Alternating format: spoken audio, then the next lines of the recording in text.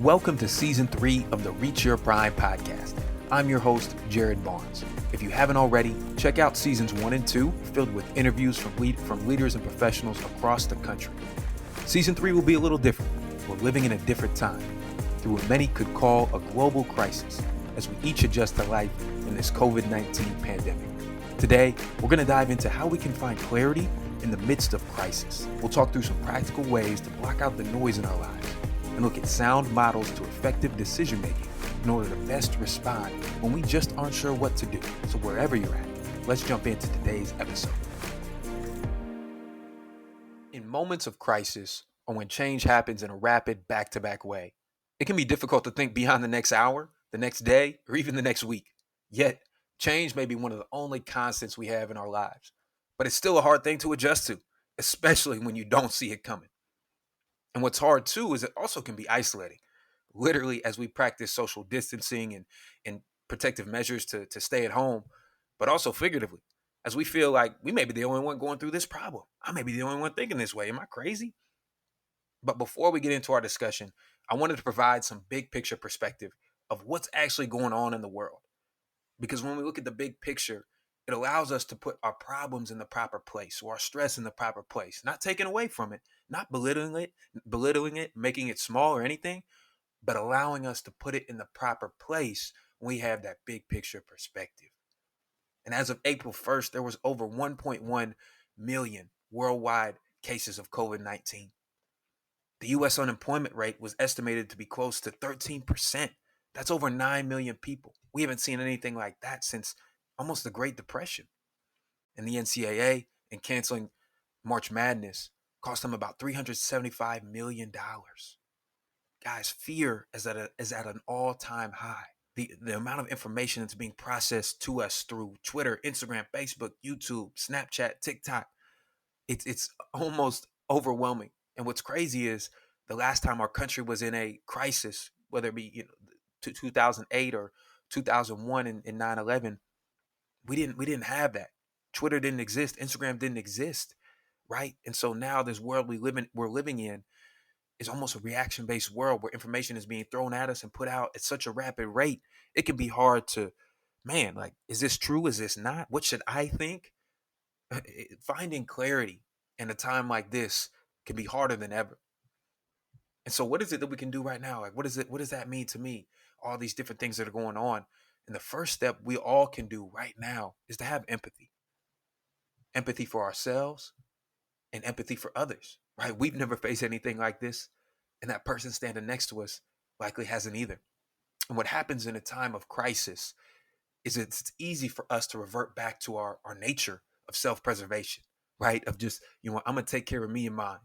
Almost this mindset of scarcity where this may be the last I ever get, and so I'm just going to take care of me. And it's way easier to just turn your head to and think about yourself than that person next to you. And some days it feels like I'm on house arrest. And I can only imagine how zoo animals feel, because I feel like that some days. And right, the structure I had looks different. The routine I had to throw that thing out the window and create this new normal. And in this new normal, I found myself at least spending a lot of time alone with just me and my thoughts. And for some, that can be a positive thing, right? Where there's a chance to reflect, chance to rejuvenate ourselves. But for others, that can be scary. Where your mind is racing, you're just up all night, can't go to sleep, anxious, thinking about all these different scenarios and things and what if, and I'm not sure. And, I find myself in the middle of both, where there's times where I'm grateful to reflect and actually think. But there's other times where, man, I can't go to sleep until 1, 2 in the morning because my mind is just racing. But what better time than right now to seek clarity? And not only to seek clarity, but to find it and act on it. Because guys, you're not alone if you feel like that. I certainly do. And so one of the things I wanted to provide some examples here of our country, at least, how we've sought clarity in a time of crisis. And the first is following 9/11, the terrorist attacks in 2001, the United States Army War College was one of the first organizations to use the VUCA acronym. This acronym stands for volatile, uncertain, complex, and ambiguous. And we'll dive into it further, but really what it means, it's describing an environment where things are chaotic, right? It's almost a crisis situation where there needs to be some type of response or action when there's not as much information available. And so to break that down further, V stands for volatile, where change is rapid and unpredictable. U stands for uncertain. There's not a lot of clarity, or the action steps aren't clear. There's really no guide or map to do with what's next.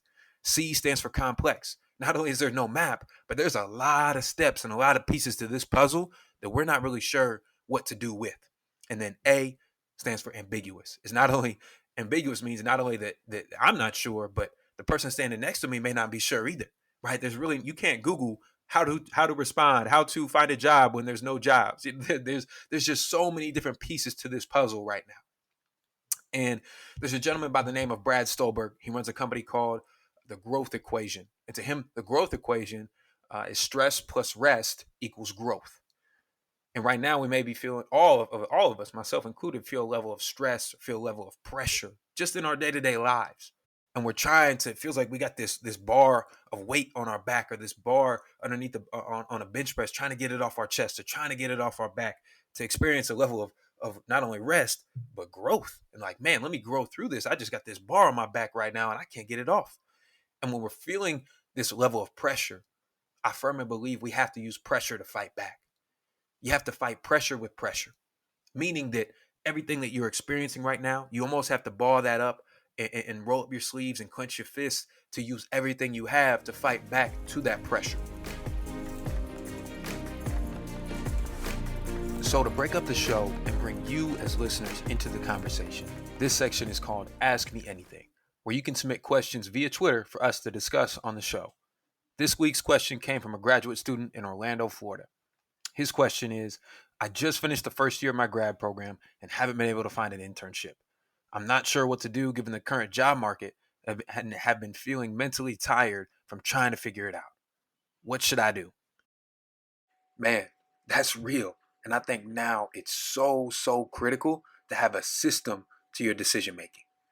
When you have a system, it allows you to remove kind of your emotions and your feelings from everything and look at things objectively. Now, you don't use that pure objectivity to make the entire decision, right? That wouldn't be fully you or fully human.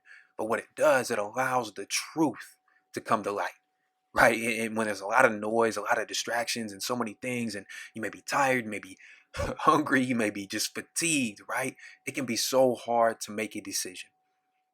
And what do you do in that moment? You rely on a system or a way that's been proven in the past to allow you to just find the truth in your scenario. One model to decision making that I think is really beneficial is called the TODAR decision making model. It sounds like a goofy acronym, but it's actually used in the aviation industry among pilots and helicopter pilots as well. So there's 6 different steps to this. And the acronym of TODAR stands for time, diagnosis, options, decide, and act. So the first one, T for time. How much time do you have to make this decision? Do you have to find an internship right now today? Or how much time? And when you're able to put like, okay, I have 2 months, I have 1 month, I have 3 weeks to make this decision or to find some options, that alone can start to relieve some stress. Because if you don't put any boundaries around a decision, it can weigh on you too much or not enough if you need to go ahead and make it in the next couple days, right? So when you put some boundaries around a decision and quantify that time, it can help just give you some parameters. D, diagnosis. Diagnosis, identifying the root of the problem or stress you're feeling from this, right? Like what actually caused this? Why am I feeling stressed right now about this decision? That'd be a great way to seek some outside perspective or sharing with a mentor, a friend, a family member about what you're going through. Back to that communication piece.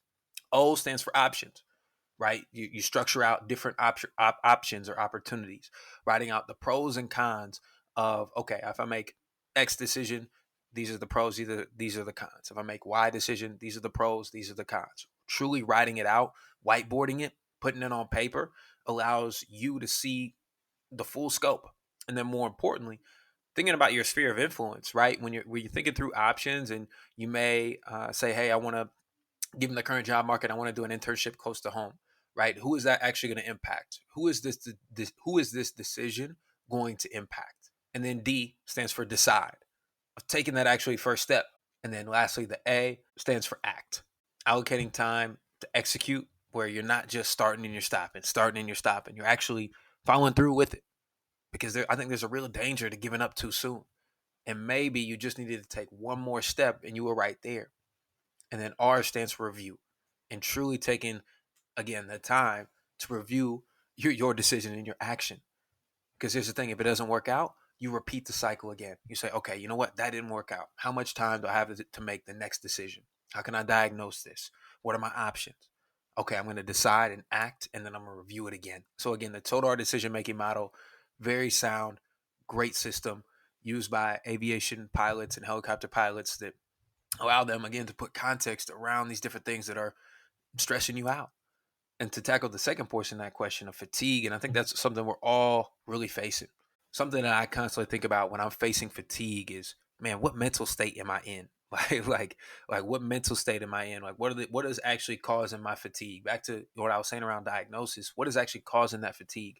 Like am I hungry? Am I actually like eating a regular diet? Have I just been feeling like super lonely? Have I been alone and not talking to many people around me? Am I just tired? Like, have I not been getting enough sleep? And that sounds really basic, but again, taking care of those baseline needs really can allow you to have the best opportunity to make great decisions, but also feel like yourself, especially in a time like this. And then second, like whether it comes to people or different opportunities, and finding out what gives you life, right? Because sometimes our fatigue can come from people or things that drain us, and maybe not necessarily cutting people off, but identifying what do I need to just hold back on right now? Who do I need to maybe hold back on right now? If there's someone complaining a ton in your life, that fatigue can pour over to you. So finding those people and those opportunities and those things that give you life, right? Maybe if you spend 30 minutes a day reading or listening to something that is, inspiring to you, whatever it may be, whatever excites you, whatever makes you feel alive, making sure you prioritize time for that each day, even if it doesn't have a direct impact on finding this internship. I think really being able to point that out and find that for yourself. So again, guys, this section is called Ask Me Anything. Feel free to submit your questions via Twitter or email directly to me at jarrod@primeu.org. We're going to go through these questions on each episode.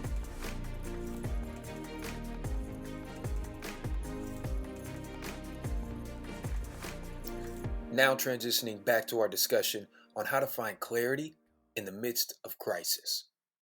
Number one, you have to define success. Not success based off your parents' definition, not based off of a boss's definition, not based off of a coach's definition. Define success for yourself. What does it mean to you to be successful? You have to combat that, because when you have a definition of success for yourself, you have a foundation that you can then build upon. And how do you actually do that? Well, first you have to look at what you do have, right? It's so easy right now to think about what we don't have. But I can tell you, each and every one of us have 24 hours in a day. One of the greatest gifts outside of clarity is the gift of time. We have time. We have time to make decisions, time to make choices, time to reflect, right? But if we don't see it that way, we're not going to use it. And it's easy, right? When we don't have vision, it can be easy for us to be a little stiff, to be kind of somewhat set in our ways of, well, this is what my plan was.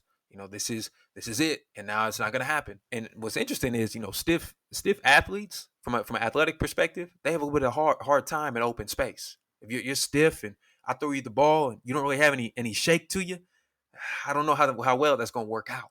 Number two, you have to meet uncertainty with understanding. Meeting uncertainty with understanding. There's so much we don't know, but with that, we have the ability to seek a level of understanding that we may not have had before. Pausing to listen and look around, not just scrolling on our phones, but truly connecting. Learning is truly activated when we ask questions, when we're actively participating, when we're thinking about things in a different way, in a different lens. And understanding isn't gained until we contribute. Right. Thinking about, now how can I sit back and wait for somebody to tell me something, but what is it that I can contribute to? And if I don't have something immediately right in front of me, how can I seek something out to contribute to? And number three, reacting to complexity with communication. communication. One of the great quotes that was shared from Coach Sean McVay is, where communication is absent, negativity fills the void. When I say communication, I don't just mean externally to other people around you, but communicating internally to ourselves, right? Our internal dialogue, our internal self-talk, right? In complex situations, again, we're going to revert back to our nature in that self-preservation. A lot of times that self-preservation is based in fear. It's not based in positivity. It's not based in belief, right? We have to almost interrupt that pattern and get in front of it by communicating with ourselves first. Because here's the thing: when we don't communicate with ourselves, it can be very easy to feel misunderstood by others. Because if you're not communicating to yourself clearly, you're probably not communicating to others clearly as well. And number four, fighting that ambiguity with agility.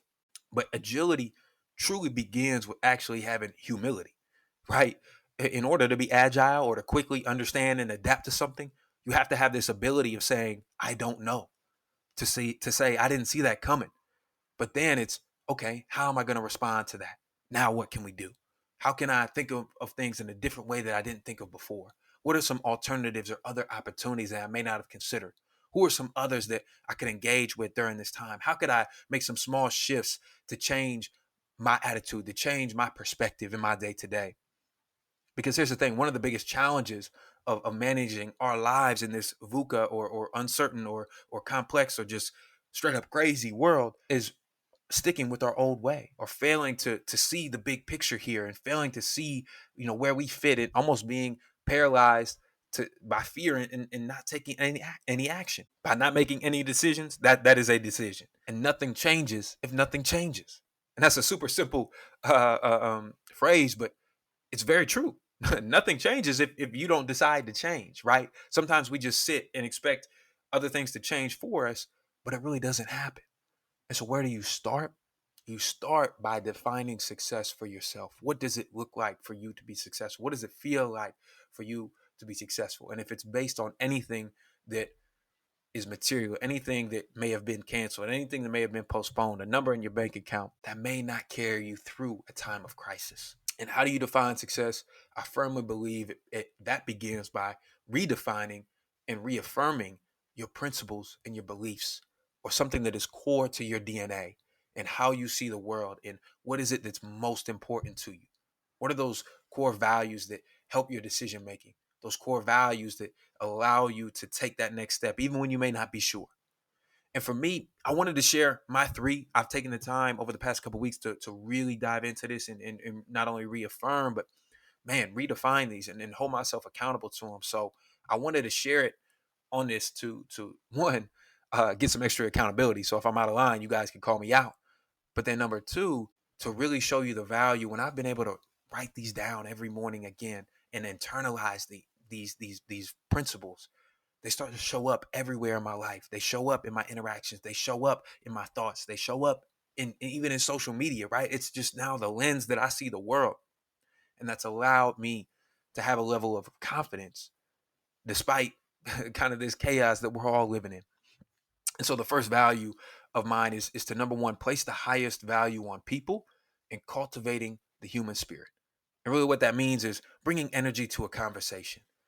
And how can I be intentional, whether that be through eye contact, whether that be through my tone of voice, whether that be through listening with every single person I'm around. And guys, I am far, far from perfect. Definitely not perfect. But it's allowed me to show up not only for myself, but show up for others. Number two is to sustain integrity in the pursuit of excellence, meaning that regardless of what it is I'm working towards, I'm going to sustain a level of integrity that is going to allow me to get to that excellence. Because excellence, man, truly to be excellent, to be elite at that level, you have to have a level of integrity that there's no skip steps. You're not cutting corners or anything. Sustaining that level of integrity will produce a level of excellence within you. And number three, it's remaining urgent about what's most important, and asking that question to myself. And man, what do I need to remain focused on? And is that actually truly important? And why I bring that up, guys, is because those three things, they sound simple, they sound super at a high level, but again, writing them down daily has allowed me to internalize them and build a set of systems, a set of principles that are sound regardless of the circumstance. And you may say, Jarrod, what's the big deal about that? Doesn't put money in my pocket, doesn't change my situation. I'm still feeling upset about something. But guys, where your focus goes, your energy flows. And when you focus, when you put your energy towards internalizing your principles, they start to show up everywhere and in everything you do. And you're going to start to see some momentum in building and building and building and building in your conversations, in your interactions, in your moods, in your feelings, in your thoughts. And guys, here's the thing. What you put out, how you present yourself, especially in a time like this, is what you're going to attract. Whether that be friendships, relationships, opportunities, whatever it may be. Whatever you put out, I truly believe you will attract. What can you do in the next 30 days, the next 60 days, the next 90 days? Because here's the thing, when you swing once, it's that much easier to swing again. And to close us out here, a lot of times when our freedom feels compromised or feels taken away, we can feel like we don't have a choice. Our season may be canceled. You may have just been laid off or furloughed, or hey, you're still working, but you don't have childcare. Or you know what, you don't have a gym or a place to train, or your routine, and you feel like choices are being taken away from you. And I recently reread a book by a man named Viktor Frankl. There's a quote in that book stating that everything can be taken from a man, but one thing, the last of human freedoms, to choose one's attitude in any given set of circumstances, to choose one's own way. And Viktor Frankl, he published Man's Search for Meaning almost 75 years ago in 1946. And despite all of our advances in technology and everything that has evolved in this world, that truth still speaks today. And guys, we have a choice. We have time. And is it a hard time? Absolutely. But it's up to us if we truly want to see any change in our lives. So just to recap again, it's a hard time, but we can start with having empathy for ourselves and for those around us. That can create the space and at least a level of peace for us to, hey, I can move forward. And thinking, how can we counter this volatility or counter this craziness and all these sudden changes going on with some vision and a definition of success? How can we meet uncertainty with understanding and truly seeking to listen to those around us, to pause and to reflect? And how can we react to complexity with communication? And then lastly, how can we fight ambiguity with agility? And taking that time to define success for yourself and really define it, to redefine and reaffirm your principles, give you a sound system to build your life upon. And then most importantly, taking that time to reflect after you get a rep or after you go out and do something, and almost watching the tape on your life. And guys, it's not easy. Not easy at all. I'm not saying that. But one of my favorite quotes from Aristotle, a famous philosopher, he said, courage is the first of human quality because it is the quality that guarantees the others. Having the courage to take the first step, it makes that second step that much easier. And so it's great to tune into this podcast, and I appreciate you guys tuning in. But my hope is, my true intent here is for you to take action, right? It's not enough to just know, you must apply. What is it that you're going to take from this podcast? If you want, go ahead and send me an email at Jarrod, Jarrod, at primeu.org, PRIME, the letter U.org. And I'll follow up with you. I'll give you a call, shoot your email back, and we'll talk about it. But what action step are you going to take because of this? Thank you so much for tuning in, and I'll see you guys next time.